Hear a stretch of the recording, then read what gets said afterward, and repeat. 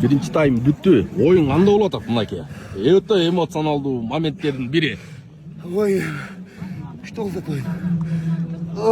Жаңы эле жекеме-жекеден алып сала албай калды. Шахтер кандай атаандаш болуп атат? Күчтүү. Мындай күчтүү. Мен деген сразу ұтып койду. Бул да тең атаандаштык. Бул өтө күчтүү. Бирок ушундай оюнга даярдангансыңар да. Конечно, баарына дайынданганбыз. Ушундай оюн болоорун билебиз биз.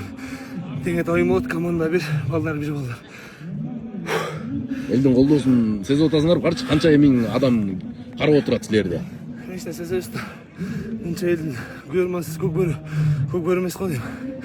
Көрмандар үчүн, көрмандар бар, колдоочулар бар. Ошон үчүн көкбөрү өнүгүп атат деп ойлойм. Дагы алдыда 2 тайм бар достор, мынакей. Биринчи тайм бүттү. Калың журт элди караңыздарчы. Агылып атат мына көкбөрүнүн көрөрмандары. Түз эфирден канча миң адам көрүп атат.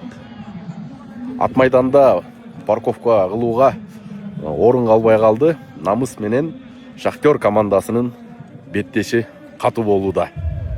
Азыр мындан кийин 12-де ынтымак менен Достук командасынын финалдык беттеш болот.